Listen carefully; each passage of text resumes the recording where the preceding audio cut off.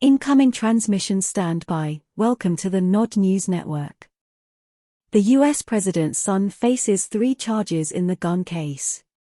A federal grand jury in Delaware indicted Hunter, the son of U.S. President Joe Biden, on charges of illegally possessing a gun and lying about drug use to obtain the gun, according to indictments filed by the Department of Justice. The court announced Thursday. According to the indictment, Biden knowingly made a false and fictitious statement to a licensed gun dealer in October 2018, claiming he was not a drug addict on a background check form required to buy guns. This led him to purchase a Colt Cobra 38 SPL revolver, knowing that as a drug addict, he was not allowed to own a revolver.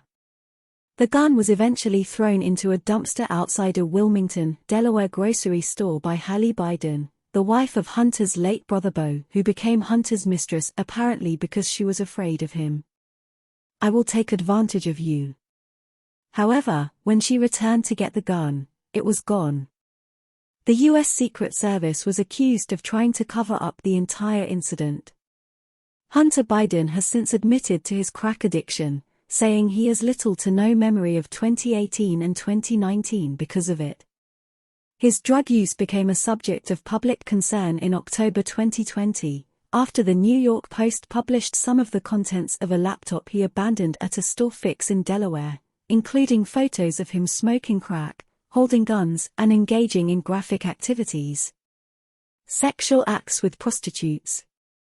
However, the Post article was censored before the 2020 presidential election, after 50 former U.S. intelligence officials falsely claimed it was Russian disinformation.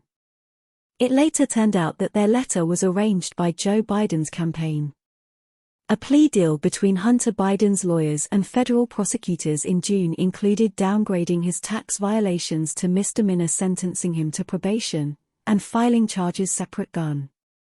According to attorneys, the gun charges will also be subject to a pretrial diversion agreement, meaning no jail time. This deal was harshly condemned by Republicans as a sign that the president's son was receiving preferential treatment from the Justice Department, while Congress moved to investigate whistleblowers' allegations of interference from superiors into the work of the Delaware prosecutor handling the case.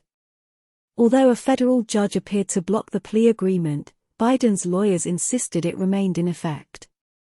It was unclear whether Thursday's charges were the same as those mentioned in the July agreement. This has been the Nod News Network, transmission complete.